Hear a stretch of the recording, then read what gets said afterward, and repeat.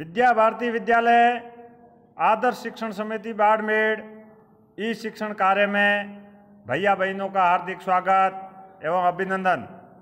कक्षा नवमी विषय विज्ञान में पाठ क्रमांक 5 जीवन की मौलिक इकाई में हम कोशिका के बारे में अध्ययन कर रहे थे। आज इस वीडियो में हम कोशिका अंगक माइटोकॉन्ड्रिया के बारे में अध्ययन करेंगे। माइटोकॉन्ड्रिया कोशिका का बिजली ग्रह पावर हाउस कहलाता है। यह दोहरी झिल्ली का बना होता है। बाहरी झिल्ली जो होती है वह छिद्रित होती है एवं भीतरी जो झिल्ली होती है वह अधिक वलयित होती है। यह वलय एटीपी एडेनिन ट्राइफॉस्फेट बनाने वाली रासायनिक क्रियाओं के क्षेत्र को बड़ा बनाती है।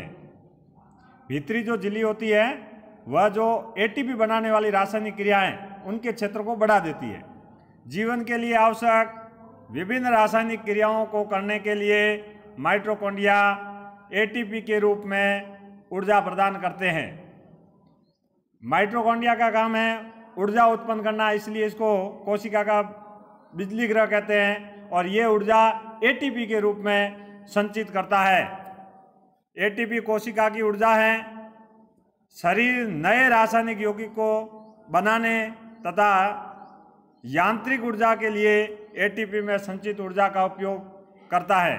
माइटोकॉन्ड्रिया बहुत अद्भुत अंगक है क्योंकि इसमें अपना डीएनए तथा राइबोसोम होता है, अतः यह अपना स्वयं प्रोटीन बनाता है। अगला जो कोशिका अंगक है वो है प्लास्टिड। यह केवल पादप कोशिकाओं में पाया जाता है, जंतु कोशिका में नहीं पाया जाता है। दो प्रकार के होते हैं, क्रोमोप्लास्ट और ल्यूकोप्लास्ट। रंगहीन और रंगीन। रंगीन जो होते हैं उनको क्रोमोप्लास्ट बोलते हैं और रंगहीन होते हैं उनको ल्यूकोप्लास्ट बोलते हैं। इन क्रोमोप्लास्ट में क्लोरोफिल वर्णक पाया जाता है, उसे क्लोरोप्लास्ट कहते हैं। पौधों में क्लोरोप्लास्ट प्रकाश संश्लेषण के लिए बहुत आवश्यक है। क्लोरोप्लास्ट में क्लोरोफिल के अतिरिक्त विभिन्न पीले अथवा नारंगी रंग के वर्णक पाए जाते हैं। ल्यूकोप्लास्ट प्राथमिक रूप से अंगक हैं। इसमें स्टार्च, तेल और प्रोटीन जैसे पदार्थ संचित रहते हैं। ये दो प्रकार के हैं, रंगीन और रंगहीन। रंगीन जो होता है इसमें एक क्लोरोप्लास्ट जो प्रकाश संश्लेषण के लिए उत्तरदायी है, पौधों के अंदर पाया जाता है, पत्तियों के अंदर। इसके अतिरिक्त पीले तथा नारंगी रंग के भी वर्णक पाए जाते हैं, परंतु जो रंगहीन है उसके अंदर स्टार्च है, तेल है और प्रोटीन पदार्थ संचित रहते हैं। क्लोरोप्लास्ट की भीतरी जो रचना है उसमें बहुत सी जो झिल्लियां होती है वाली परतें होती है जिसको स्टोमा में स्थित होती है। प्लास्टिड बाह्य संरचना में माइटोकॉन्ड्रिया की तरह होते हैं। माइटोकॉन्ड्रिया की तरह प्लास्टिड में भी अपना डीएनए और राइबोसोम होता है, ये इसकी विशेषता है। रसदानियां। रसदानियां ठोस अथवा तरल पदार्थों की संग्रहित थैलियां होती है। जंतु कोशिका में रसदानियां छोटी होती है जबकि पादप कोशिका में रसदानियां बहुत बड़ी होती है। पादप कोशिका में रसदानियां बड़ी होने के कारण जो केंद्र होता है वह परिधि की ओर होता है। जंतु कोशिका में रसदानियां छोटी होने के कारण केंद्रक जो होता है वह बीज वाले भाग में पाया जाता है। कुछ पौधों की कोशिकाओं की केंद्रकीय रसदानी की माप कोशिका के आयतन की 50 से 90% तक होती है, मतलब इतनी बड़ी हो सकती है। पादप कोशिकाओं की रसदानियों में कोशिका द्रव्य भरा रहता है और ये कोशिकाओं को स्फीत तथा कठोर प्रदान करती है। रसदानियों का कार्य है उनको मजबूत दृढ़ता प्रदान करना। कोशिका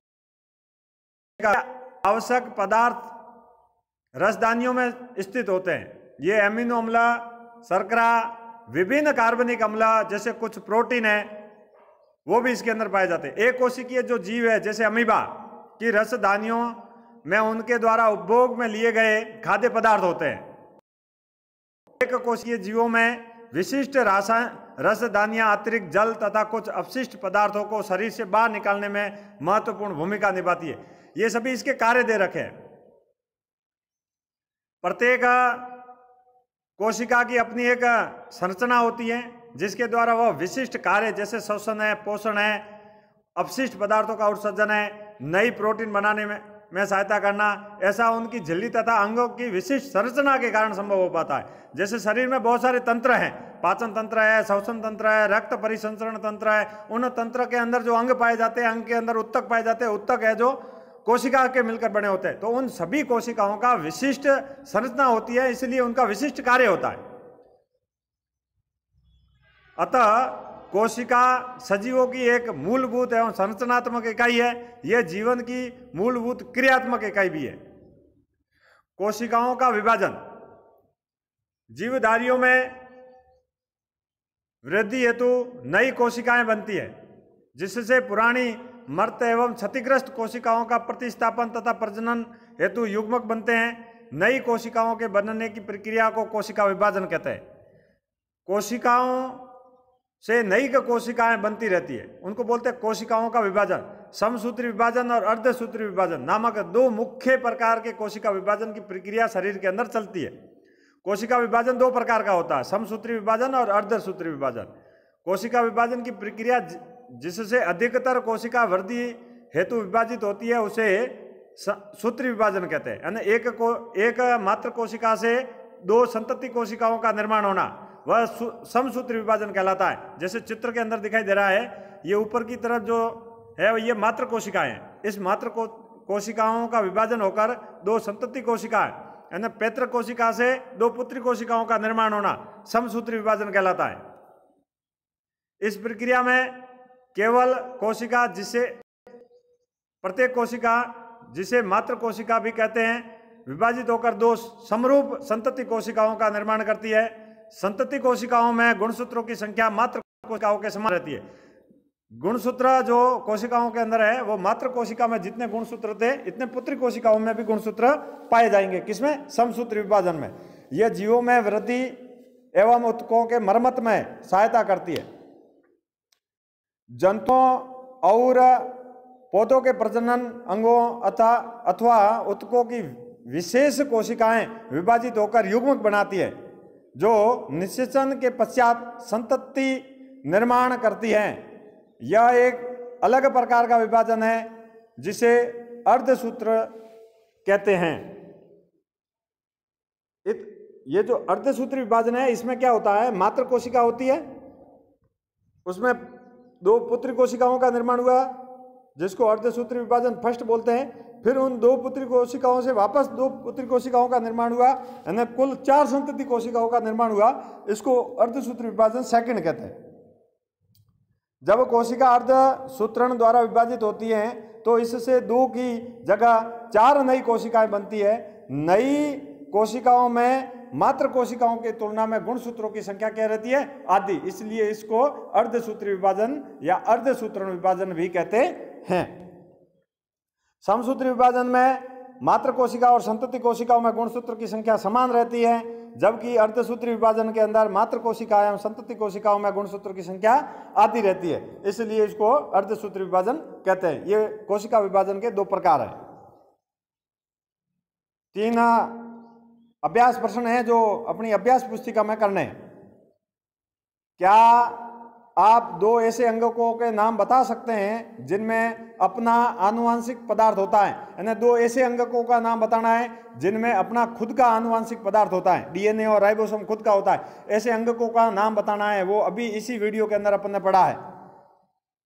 यदि किसी कोशिका का संगठन किसी भौतिक तथा रासायनिक प्रभाव के कारण नष्ट हो जाता है तो क्या होगा? कोशिका का संगठन है, वो भौतिक क्रिया हुई या रासायनिक प्रभाव हुआ, उसके कारण नष्ट हो गया, तो क्या प्रभाव पड़ेगा, क्या होगा, उसके बारे में जानकारी लिखनी है। कोशिका के अंदर प्रोटीन का संश्लेषण कहाँ होता है? कोशिका जो है उस कोशिका के अंदर प्रोटीन का संश्लेषण का कार्य कहाँ होता है, उस स्थान का नाम लिखना है। इस प्रकार से